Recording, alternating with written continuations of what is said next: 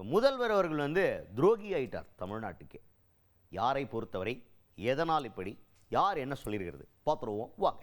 எதிர்க்கட்சி தலைவர் எடப்பாடி பழனிசாமி அவர் தான். அவர் வந்து பிரச்சாரம் பயங்கரமாக போயிட்டு இருக்குது. அந்த பிரச்சாரத்தில் ஒரு இடத்துல பேசும்போது மக்கள் மத்தியில் என்ன சொல்கிறார் அப்படின்னு பார்த்தீங்கன்னா, முதல்வர் அவர்கள் மதுரையில் பேசும்போது என்னை பார்த்து துரோகின்னு சொல்லியிருக்கார். எடப்பாடி பழனிசாமி அவர்கள் ஒரு துரோகி அப்படின்னு சொல்லியிருக்கார். நானா துரோகி? தமிழ்நாட்டுக்கே முதல்வர் தான் துரோகி அப்படின்னு சொல்லியிருக்கார். ஏன்னா கஞ்சா பழக்கம் தமிழ்நாடு எங்கும் கஞ்சா கிடைக்குது, கஞ்சாவால் எல்லா இளைஞர்களும் சீரழிஞ்சிட்டு இருக்கிறாங்க. இதை தடுக்கணும்னு சொல்லிட்டு முன்னே நான் பேசினேன். ஆனால் ஒரு காது குத்து கேட்கலையே. நான் கத்துன்னு தொண்டை தண்ணி வத்த கத்துனேன், யாரும் என்னன்னு கூட கேட்கலையே. நிறுத்த மாட்டான், ஏன்னா திமுக நிர்வாகிகள் தான் விற்கிறதே அப்படின்ற குற்றச்சாட்டு முன் வச்சிருக்கிறாரு எடப்பாடி பழனிசாமி அவர்கள். ஸ்டாலின் பேசியிருக்கிறார். மதுரையில் கூட்டத்தில் பேசியிருக்கிறார். அந்த கூட்டத்தில் பேசிக்கிட்ட பொழுது எடப்பாடி பழனிசாமி துரோகி என்று சொல்லியிருக்கின்றார். யார் துரோகி? திரு ஸ்டாலின் துரோகி.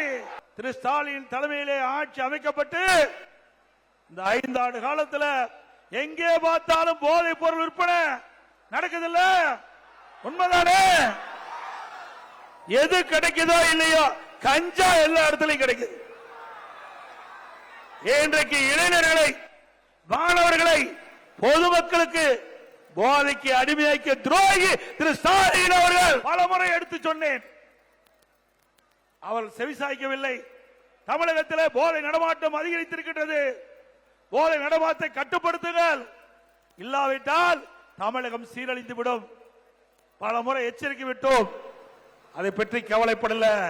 ஏன்னா இந்த போதைப் பொருள் அதிகமாக விற்பது திமுக கட்சி சேர்ந்த நிர்வாகிகள் தான். அதுக்கடுத்தது எங்க பார்த்தாலும் ஊழல் இருக்கு அப்படின்ற ஒரு குற்றச்சாட்டையும் வைக்கிறார்.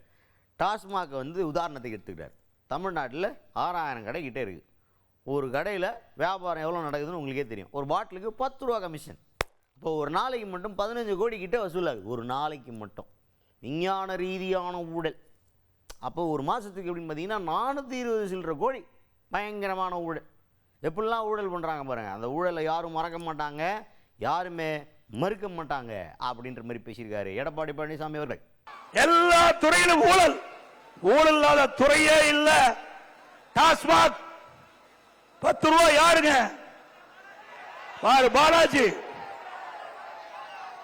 எந்த காலத்திலும் மக்கள் மறக்க மாட்டாங்க. இன்றைக்கு தமிழகத்தில் சுமார் 6000 மதுக்கடைகள் இருக்கின்றன, டாஸ்மாக் கடை. அந்த 6000 டாஸ்மாக் கடையில் ஒரு நாளைக்கு 1.5 கோடி பாட்டில் விற்பனை ஆகுது. ஒரு பாட்டிலுக்கு 10 ரூபாய்னா ஒரு நாளைக்கு 15 கோடி விஞ்ஞான முறையிலே ஊழல் செய்கின்ற ஒரே அரசாங்கம் திராவிட முன்னேற்ற கழக அரசாங்கம். மாசத்துக்கு 450 கோடி, வருஷத்துக்கு 5400 கோடி. இந்த 5 ஆண்டுல மட்டும் சுமார் 24,000 கோடி டாஸ்மாக் கடையில் ஊழல் செய்த அரசாங்கம் திமுக அரசாங்கம். அதுக்கடுத்து திமுக ஆட்சியில் அரசு ஆஸ்பத்திரியில் போயிட்டு ஏதாவது ட்ரீட்மெண்ட்லாம் பண்ணிங்கன்னு வச்சுக்கோங்க. திமுக ஆஸ்பத்திரி, அரசு ஆஸ்பத்திரின்னு சொல்ல முடியாது. திமுக காரங்க ஏதாவது ஆஸ்பத்திரி வச்சு அங்கே போய் நீங்கள் யாராவது ட்ரீட்மெண்ட் எடுத்தீங்கன்னா, ட்ரீட்மெண்ட் முடிஞ்சதுக்கப்புறம் ஆப்ரேஷன் பண்ணீங்கன்னா வெளியே வந்தோடனே எக்ஸ்ரே எடுத்து உடம்புல இருக்க உடல் உறுப்புகள்லாம் கரெக்டாக இருக்கான்னு பார்த்துக்குங்க. ஏன்னா அதை கூட திடீர்றாங்க. டக்குன்னு பார்த்தா கிட்னியை காணா, அதை காணா, இதை காணான்ற லெவலுக்கு கம்ப்ளைண்ட் ஆகுது. அதனால் திமுக காரன் வச்சுருக்க ஆஸ்பத்திரிக்கு போய் ட்ரீட்மெண்ட்லாம் எடுத்தீங்கன்னா வெளியே வந்து நீங்கள் ஒரு எக்ஸ்ரே எடுத்து பார்த்துருங்க, என்னென்ன எல்லா பாடி பார்ட்ஸும் இருக்கா அப்படின்றதெல்லாம் கரெக்டாக செக் பண்ணிக்கிங்க அப்படின்னு குசும்பாக விமர்சனத்தை முன்வைத்திருக்கிறார் எடப்பாடி பழனிசாமி அவர்கள். வந்திருக்கிற நபர்கள், நம்முடைய நிர்வாகிகள், தொண்டர்கள், பொதுமக்கள், உங்களுடைய நண்பர்கள் யாராவது திமுக மருத்துவமனையில் போய் அறுவை சிகிச்சை பண்ணியிருந்தா உடல் இருக்கிற உறுப்பெல்லாம் சரியா இருக்குதான்னு எக்ஸ்ரே எடுத்து பார்த்துங்க. ஏன்னா வெளியே இருந்தா தெரியும், கை கால் எல்லாம் தெரியும், உள்ள இருக்கிற உறுப்பு என்னன்னு தெரியாது. அதையும் திருடி இருப்பாங்க இவர்கள். அதனால் நம்ம எச்சரிக்கையா இருக்க வேணும். நீ எந்த காலத்திலையுமே திமுக கட்சிக்காரன் நடத்துற மருத்துவமனைக்கு போயிடாதீங்க. போறீங்க உள்ள இருக்கிற உறுப்பு காணாம போயிடும்.